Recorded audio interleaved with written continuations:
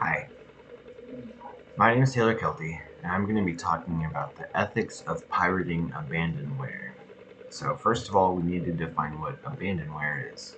And it's a term for software, usually video games, that are no longer for sale by conventional means and are distributed by Ware's websites for free.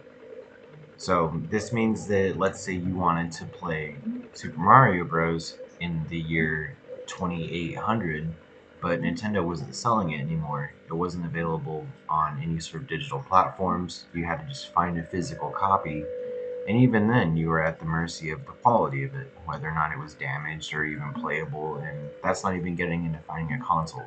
So at that point, in let's say 1,000 years, if you wanted to play Super Mario Bros. And you could pirate it, is that ethical? Now, Nintendo's not making any money on it, obviously, because they're not selling it.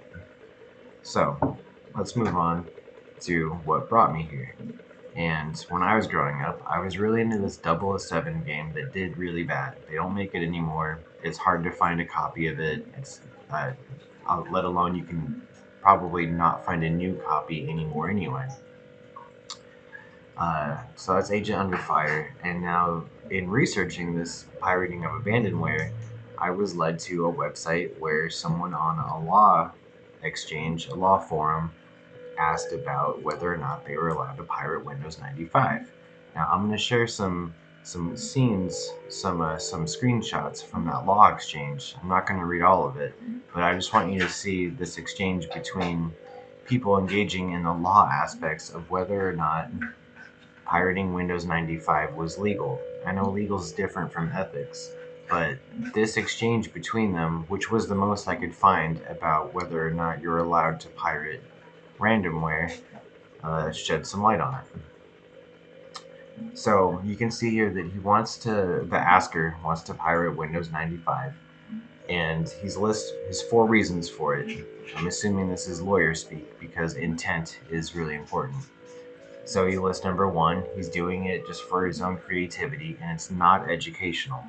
Number two, the nature of the copyrighted work. In the US, any fact or idea is commonplace as soon as it's created.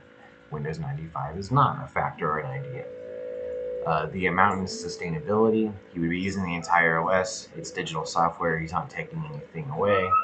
And the effect upon the work's value is none. Microsoft doesn't sell it anymore, and it could not be considered a reasonable substitute for modern Windows. This means that theoretically, then, in the year 3000, if you wanted to pirate Super Mario Bros., the OG one, Nintendo could probably argue and say, well, you're playing this instead of the new Mario Bros. So you are stealing because instead of buying the new version, you're pirating the old version. Interesting. I think all of this has to play into the ethics of all of it. Now, the one thing that I really want to single out in here is actually number two, and this is why I included it.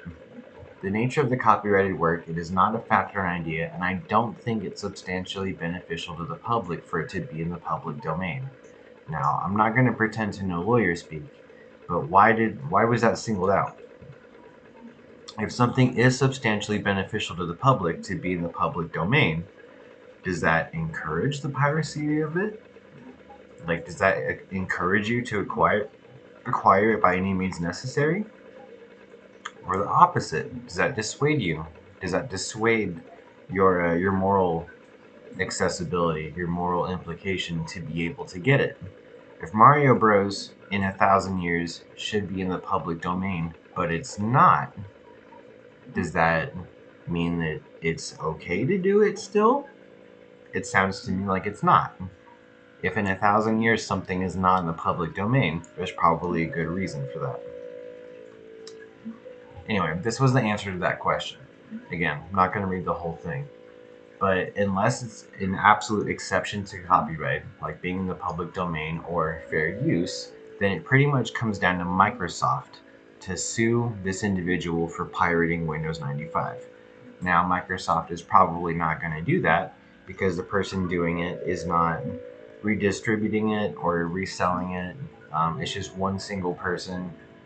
Even if Microsoft did take matters to court, Even if Microsoft did not take matters to court, there's no enforcement action being taken by anyone.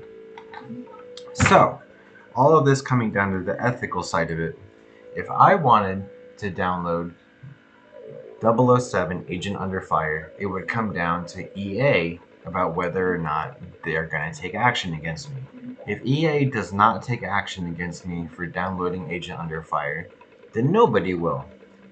And it's ethical. Nobody is going to care if I download this bad 007 game and play it, just like Microsoft isn't going to care if anyone downloads Windows 95 and uses it. Public domain, by the way, consists of all the creative work which no exclusive intellectual property rights apply. Those rights may have expired, been forfeited, expressly waived, or may be inapplicable. Because no one holds the exclusive rights, anyone can legally use or reference those works without permission. Hence, in 1,000 years, Super Mario Bros. Will be in the public domain, but because it's not yet, Nintendo does have the rights to it. Just like it hasn't been 1,000 years since EA made Agent Under Fire or since Microsoft made Windows 95. But there's a very good chance that at least these two, the only two people that could do something about you pirating it and using it, probably won't do it. Meaning it is ethical. Thank you.